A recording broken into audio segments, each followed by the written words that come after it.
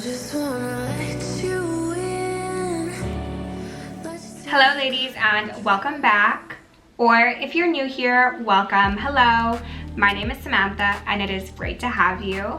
I upload new videos every single Sunday.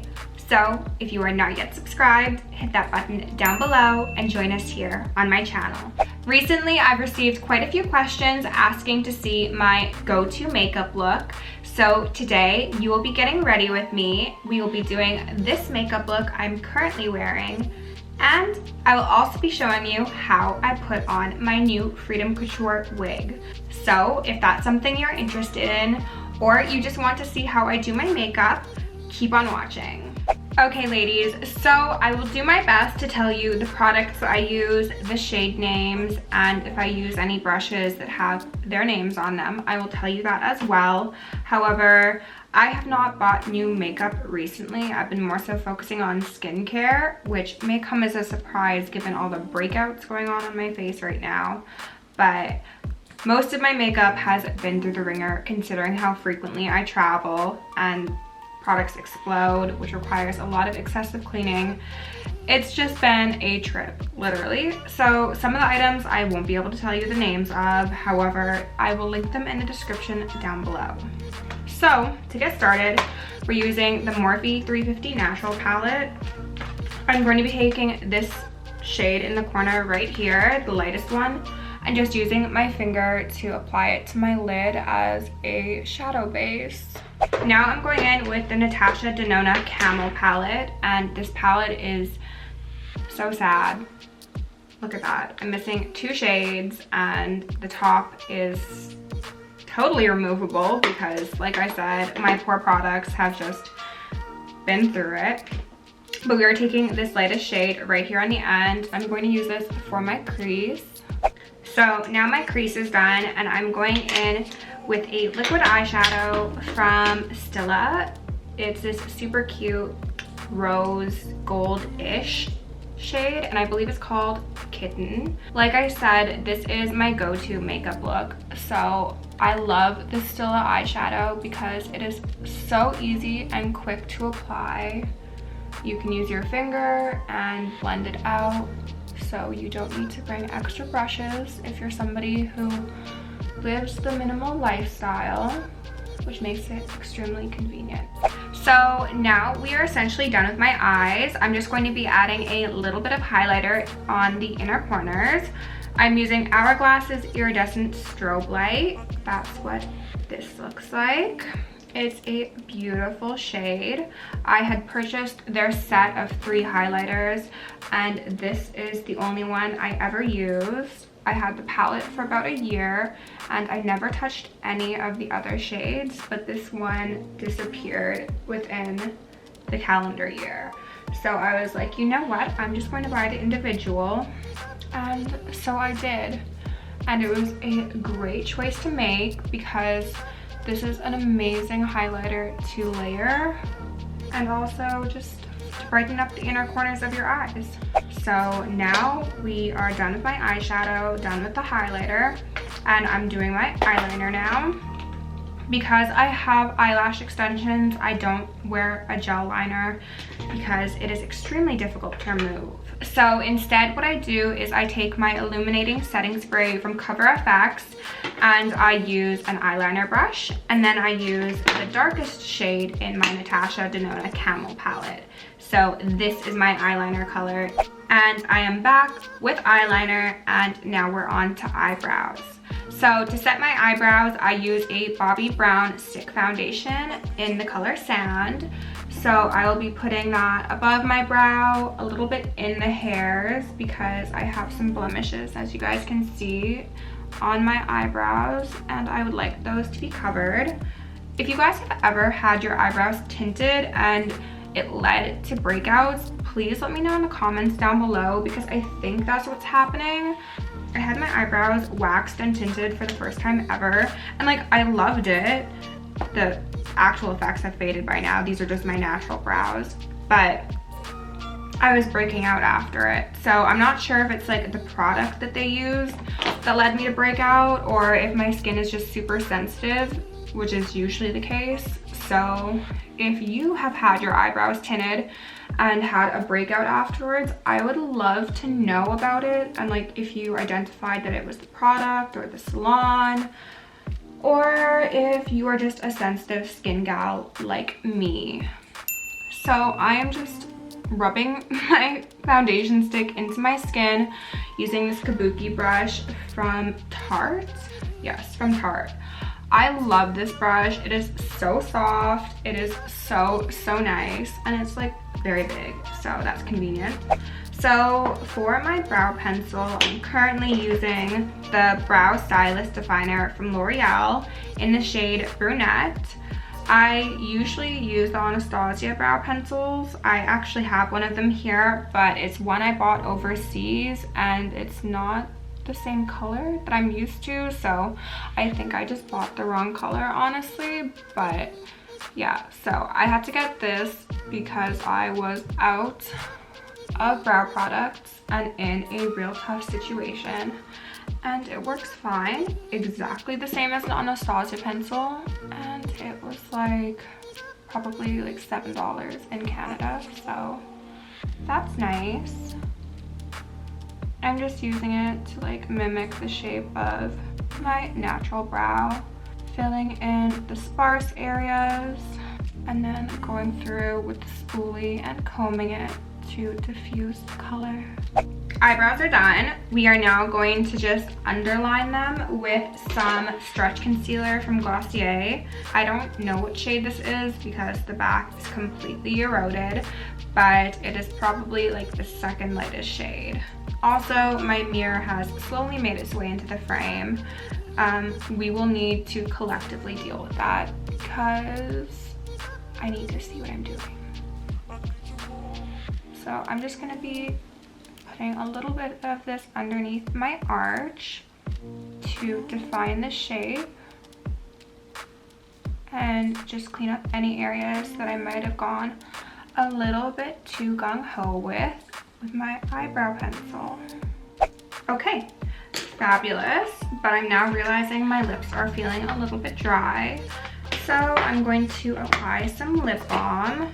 I use the Blistex medicated lip ointment, and I know that this is for cold sores. I don't get cold sores, but I love this lip balm, and it goes very nicely under your eyes as a makeup base, which is like so weird, but I love it. So now that my eyebrows are totally done, we're moving on to foundation. I'm gonna go back in with the same Bobbi Brown foundation stick and just set a base all over my face. I like to do this before I use my liquid foundation because it just requires me to use a little bit less and it gives me better coverage. So I think we're gonna do about that much, and then we're going to blend with my kabuki brush. That's looking pretty good, but I do want a little bit more coverage, so I'm gonna go back in with a touch more, and then we're moving on to doing some nose contouring because I have not yet gotten a nose job. I will one day soon, and I would love to share that with you all. So if that is something you're interested in, please leave me a comment down below so I know that you want to hear about my nose journey. It's something I've wanted for so long, and if you've been following me for a couple years, I'm sure you already know that I've been very vocal about my desire. So I would love to also be vocal about the process. Okay, that's looking like a pretty good base. So now I'm going in with the Anastasia contour stick in shade Mink. That's what it looks like. And I'm just going to be using it as sparingly as possible to slim down my nose a little bit. And honestly, like, this is something I haven't been doing for that long. I've probably done this like only about 5 times. Well, that was unnecessary. But yeah, I'm not the best at contouring, so probably like if you feel the need to recreate this look, like skip this step or actually do your nose contour properly, because I honestly just wing it. I'm now using an Artiste brush to diffuse the contour. I think this is called Elite Linear 3. I think that's the name of the brush. It could be the name of the series of brushes. I don't really know, but it will be linked down below. So now I'm just like kind of tapping to blend, and like that may not be the best technique, but you know what? It works for me, and that's what counts. So this is the end product of my nose contouring. I don't think I did that bad of a job, but also let's keep in mind I do have actual foundation to go on top of my face and on top of my nose, so the contour is not going to be quite this obvious. At least I hope not. For foundation, I use 3 products and I mix them all together. The first one is the NARS Tinted Moisturizer, and I use this in shade Alaska, pardon me, which is light 2. I use Deep Bronzy by Drunk Elephant, which is like a colored serum. I'll show you in a second. And I also use a little bit of Huda Beauty's Faux Filter Foundation in shade Creme Brulee. But when I say a little bit, I mean like half of a pump, because this stuff is the type to make you look casket ready. It's not my favorite in the world, and I would have returned it, but I could not find my receipt. So I'm just using a teeny amount, like that much, like just a small dot. The majority of my foundation is a base of this tinted moisturizer, which is basically enveloped that small dot you saw previously. And then based on how tan I am, I will add the appropriate amount of my Deep Bronzy, which is right there. I am not all that tan right now, so I'm using 2 pumps, and I'm going to mix this up and then apply and blend out with my Real Technique sponge. I don't use Beauty Blender. I have not used Beauty Blender in ages. I've got like 1, 2, 3, 4, 5, 6, 7, 8 Real Technique sponges, not a singular Beauty Blender. I'm committed. So I'm going to mix this up, blend it out, and then we'll see how this nose contour is looking. So foundation is on, and I'm looking significantly better than I did at the start of this video. So to make sure this stays on my face, I'm going to be using some setting spray. I'm now using the High Performance Setting Spray from CoverFX. This one does not have sparkles in it, unlike the first one I used, but I'm going to give it a shake nonetheless. And spray.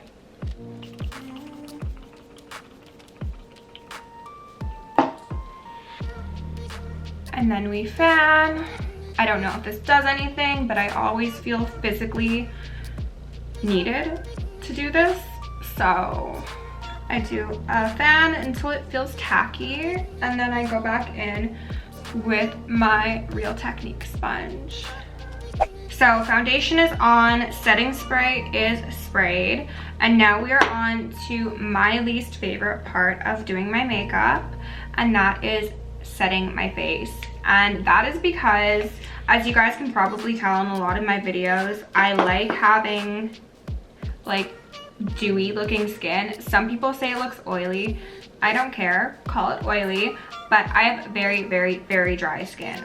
So I find that when I use any amount of setting powder on my face, I can instantly feel it suck up all of the moisture in my skin. So I'm currently using the Laura Mercier translucent setting powder, and it works. It does the job, but it honestly kind of tortures me. So if you happen to know a setting powder that will not make it feel like my skin is the Sahara Desert, please leave that in the comments down below, because I would love to know, and I would love to be able to like set my face and not hate my life. So please do share if you happen to know something that would work for me. But it should be noted that I'm not going to be setting my entire face. I basically just do the area under my under eyes, not my actual under eyes, because those are especially dry and they get cakey so easy. And then I do my smile lines and then my chin area and a little bit on my forehead. And as you guys can probably tell, I'm using such a minimal amount. Like, I'm using that to go around this full vicinity. So I hope you understand how much I resent the need to set my face. I think it's very clear at this point, honestly. I'm also going to set my nose contour a little bit. And then my forehead. And then we're on to the part that I love about doing my makeup, which is bronzing. For bronzer, I use a product that Jamie Genevieve had mentioned on her channel once, and I love it. This is the only bronzer I've ever actually seriously used. This is the Butter Bronzer. It is from Physicians Formula, and it is the shade Sunkissed PF 10568. And I just want to show you guys, like, look, I've used this so much, you can see pan. I have hit pan on this. This is like a $10 bronzer, okay? This is my Tom Ford bronzer. It's beautiful, excellent packaging. However, well, it's broken, for one. Two, you can still see the pattern that they pressed onto the product, because I think I used this once and never again. My point is, this is an amazing bronzer. It's the perfect shade, it's cheap, and it goes on very well. So if you are considering spending $90 on a Tom Ford bronzer, rethink your life and get this one, because they are fairly similar in color, but something about this formula is just so amazing. And like, I look like I've been on the beach. So I'm using this really puffy fan brush from Sephora. I think this is a Pro brush. Yeah, Pro Featherweight fan brush. And I'm just using it to do my cheeks. Again, I don't use brushes like everybody else uses brushes. I pat and it works for me. So I'm patting my cheekbones, and then I'm doing the perimeter of my face. And I pull my hair back to ensure that I can bronze the area where my hair meets my face. So I think that's a sufficient amount of contour for today. I do want it to look pretty natural. Now I'm just adding some bronzer on my neck and jaw area, as well as my chest, because I'm going to be wearing a V-cut top and I want to make sure that I continue to glow everywhere. And I think we're good. Obviously, my shoulders could use some tan as well, but you know what? That is what happens when you live in Canada and it is regularly minus 30 degrees. For my highlighter, we are going to be using the Amorezi Anastasia collab. The good thing is it's still intact, but that was rather upsetting and very stressful. So yeah, apparently the highlighter likes to add some drama, which I guess I can't blame it for. I'm just using this puffy brush to add the highlighter on the tops of my cheeks and above my eyebrow. And I'm gonna sweep a little bit. This is the only time I sweep. On my nose, my Cupid's bow. And then I'm also going to be taking some of the same highlighter I used on the inner corners of my eyes and layering it, because as I said, it goes very nicely when it's layered with other highlighters.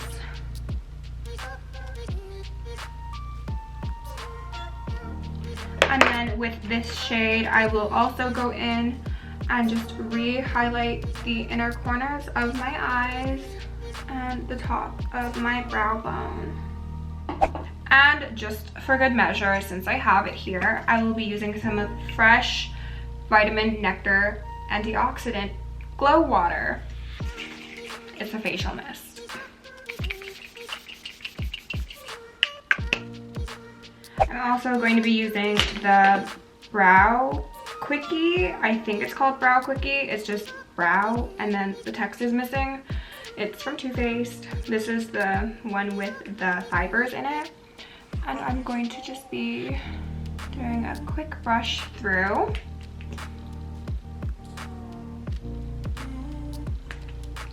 And for my lip color, we are doing my usual lip color, which is Very Victoria from Charlotte Tilbury. And it looks like this. Because I've had quite a few people also asking me to show how I put my wig on, I am going to do that as well. I am just giving myself a super low pony right now because I find that that is the best way to make a wig sit natural. I mean, the best way to make a wig sit natural that I'm capable of doing, if I could do actual braids that would allow my hair to sit fully flat, trust me, I would, but I can't, so we've just got a pony.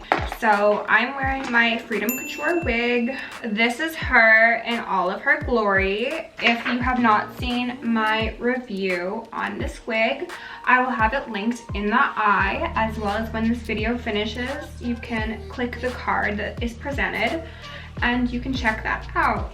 This is a wig cap. I don't really like these style of wig caps, but they're the ones that the wig came with, and I've been too lazy to go out and purchase my own, so it's what I'm using. What I just did was I flipped my ponytail up to the top of my head to kind of flatten it out a little bit. And now I'm taking as much hair underneath this wig cap as I can. I am now going to, I guess, reach inside this cap, which is not something I usually have to do, and just like flatten my hair out. This is so cute. Please screen grab this. This is my finest moment. And then I'm gonna take the tail of this and tuck it into the side. Again, just so that it's like as flat as it can be. And now I'm going to put my wig on.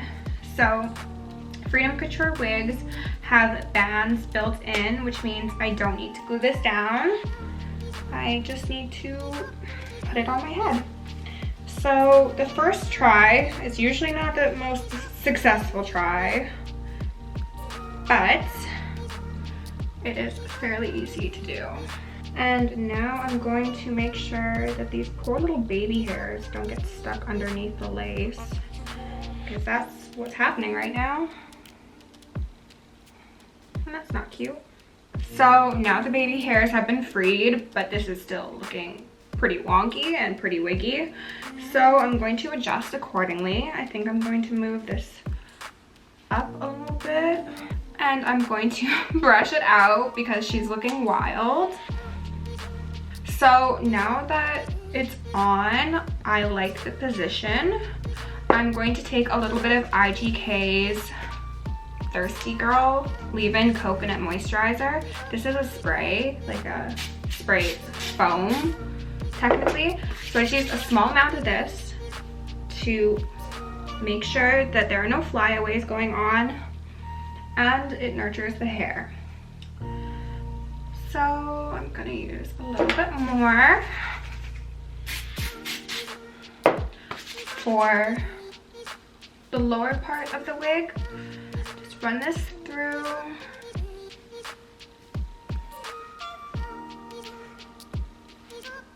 And then I'm also going to be using some of IGK's Mistress Balm. I love this stuff and it's really good for wigs. And this I'm just using on the ends, again, to make sure it's looking nice and sleek. If I have anything left on my hands, I will again use it on the top.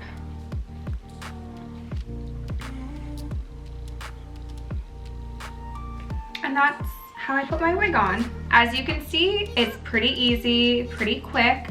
And again, if I can do it, you can do it as well.